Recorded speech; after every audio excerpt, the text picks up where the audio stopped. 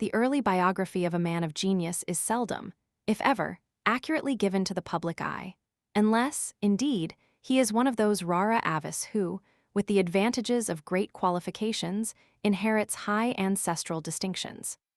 But if, as is generally the case, from obscurity of birth and humble life he rises into notice by the force and exertion of his talents, the associates of his brighter fortunes know but little of the difficulties which have obstructed his progress,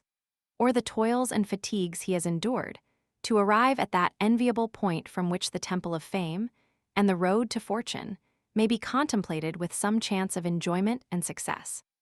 Unwilling to speak of himself, lest he should incur the charge of vanity or egotism, he modestly trusts to the partial pen of friendship, or the conjectural pen of the commentator, to do justice to events which no quill could relate so well as his own,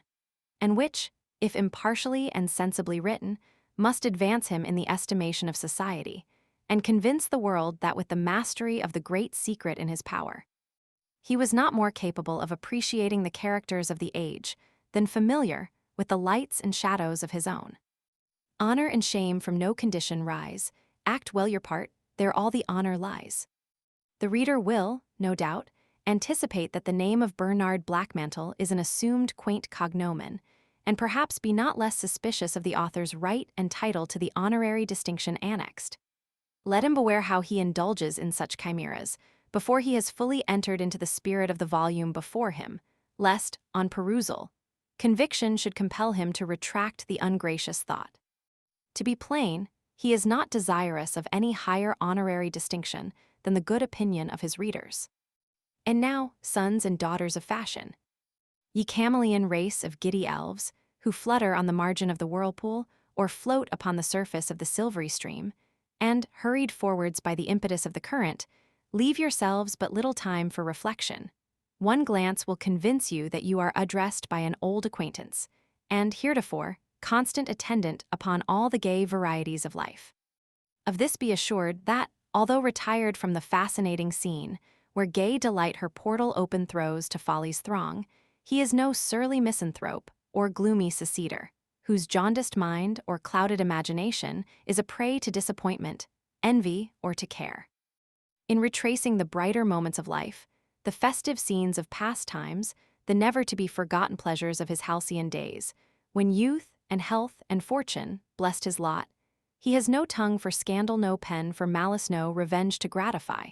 but is only desirous of attempting a true portraiture of men and manners in the higher and more polished scenes of life. If, in the journey through these hitherto unexplored regions of fancy, aught should cross his path that might give pain to worthy bosoms, he would sooner turn aside than be compelled to embody the uncandid thought. Unknowing and unknown, the hardy muse boldly defies all mean and partial views. With honest freedom plays the critic's part, and praises as she censures from the heart. And now, having said nearly as much as I think prudent of myself, and considerably more than my 17 bookseller usually allows by way of prefatory matter, I shall conclude this chapter by informing the reader of some facts, with which I ought to have commenced it, namely for my parents. It must suffice that my father was a man of talent, my mother accomplished and esteemed, and, what is more to their honor, they were affectionate and kind. Peace to their manes.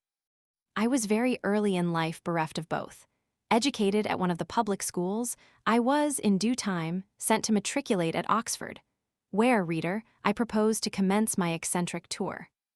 A Shandian scene.